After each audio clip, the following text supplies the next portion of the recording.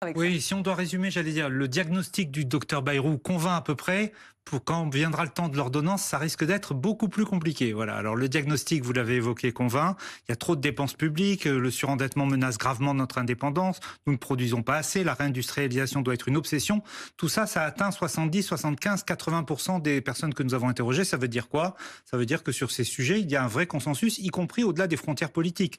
Les électeurs, par exemple, du nouveau Front populaire, partagent aussi ce constat alarmant sur le déficit. C'est pas négligeable quand même, hein, parce que pour pouvoir agir demain, tant que les constats sont pas partagés, ça rend les choses encore plus compliquées. En revanche, il y a un point de désaccord sur ce constat, on va dire, c'est l'équation travailler plus. Et qui n'est pas Travailler anodin, plus, ce point. là, c'est une piste qui est rejetée, on le verra dans le détail tout à l'heure, par 6 Français sur 10. Alors là, on a un double clivage. On a un clivage entre les retraités qui, eux, pensent qu'il faut travailler plus longtemps et les actifs qui sont massivement contre Oui, il n'est pas cette étonnant, idée. ce clivage de la Voilà. fois. Et le deuxième clivage, il est là très politique, avec, c'est important quand même, un électorat du Rassemblement national qui, lui, est très partagé entre un électorat de droite et du centre qui, évidemment, est plus favorable à cette idée que l'électorat de gauche.